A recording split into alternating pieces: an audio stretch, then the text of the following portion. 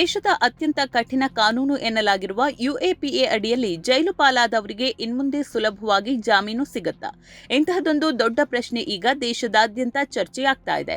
ಇದಕ್ಕೆ ಪ್ರಮುಖ ಕಾರಣ ಸುಪ್ರೀಂ ಕೋರ್ಟ್ ನೀಡಿರುವ ಒಂದು ಐತಿಹಾಸಿಕ ತೀರ್ಪು.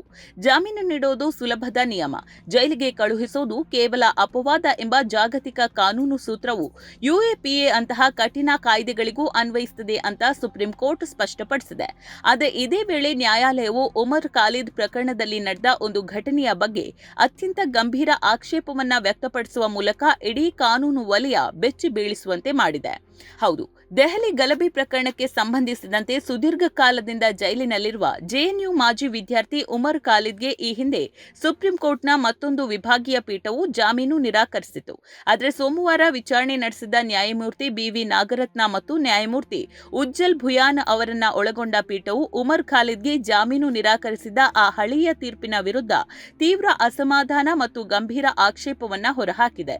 ಯುಎಪಿಎ ಪ್ರಕರಣಗಳಲ್ಲಿ ತನಿಖೆ ಮತ್ತು ವಿಚಾರಣೆ ವಿಳಂಬವಾಗ್ತಾ ಇದ್ರು ಆರೋಪಿಗಳಿಗೆ ಜಾಮೀನು ನೀಡದೆ ಜೈಲಿನಲ್ಲಿ ಇಡ್ತಾ ಇರೋದು ಎಷ್ಟು ಸರಿ ಅಂತ ಪೀಠವು ನೇರವಾಗಿ ಪ್ರಶ್ನಿಸಿದೆ. ಹಾಗಾದ್ರೆ ಇದ್ದಕ್ಕಿದ್ದಂತೆ ಉಮರ್ ಖಾಲಿದ್ ಅವರ ಜಾಮೀನು ವಿಷಯ ಪ್ರಸ್ತಾಪವಾಗಿದ್ದು ಯಾಕೆ ಅಂತ ಅನ್ಕೊಂಡಿದ್ದೀರಾ?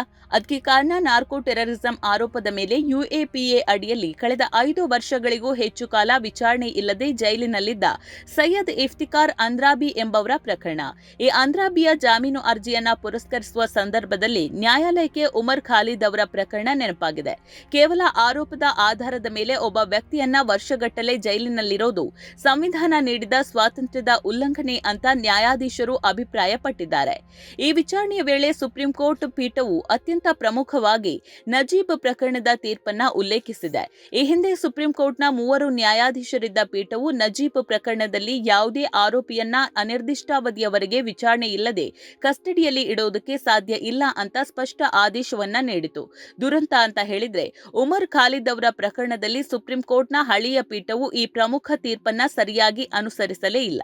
ಅದನ್ನ ಸಂಪೂರ್ಣವಾಗಿ ನಿರ್ಲಕ್ಷಿಸಲಾಗಿದೆ ಅಂತ ನ್ಯಾಯಮೂರ್ತಿಗಳಾದ ಬಿವಿ ನಾಗರತ್ನ ಮತ್ತು ಉಜ್ಜಲ್ ಭುಯಾನ್ ಅವರ ಪೀಠವು ಬಹಿರಂಗವಾಗಿ ಬೇಸರ ವ್ಯಕ್ತಪಡಿಸಿದೆ. ಒಟ್ಟುರಿಯಾಗಿ ಹೇಳೋದಾದ್ರೆ ಸುಪ್ರೀಂ ಕೋರ್ಟ್ನ ಈ ಹೊಸ ನಿಲುವು ಉಮರ್ ಖಾಲಿದ್ ಸೇರಿದಂತೆ ದೇಶದ ವಿವಿಧ ಜೈಲುಗಳಲ್ಲಿ ಯುಎಪಿಎ ಅಡಿಯಲ್ಲಿ ಬಂಧಿತರಾಗಿರುವ ಹಲವು ಹೋರಾಟಗಾರರು ಮತ್ತು ಆರೋಪಿಗಳಿಗೆ ಹೊಸ ಭರವಸೆಯನ್ನ ನೀಡಿದೆ. ದೇಶದ ಭದ್ರತೆಯ ಹೆಸರಿನಲ್ಲಿ ತನಿಖಾ ಸಂಸ್ಥೆಗಳು ವಿಚಾರಣೆಯನ್ನ ವಿಳಂಬ ಮಾಡುತ್ತಾ ನಾಗರಿಕ ಮೂಲಭೂತ ಹಕ್ಕುಗಳನ್ನ ಹತ್ತಿಕ್ಕಬಾರದು ಎಂಬ ಸಂದೇಶವನ್ನ ಈ ತೀರ್ಪು ನೀಡಿದೆ.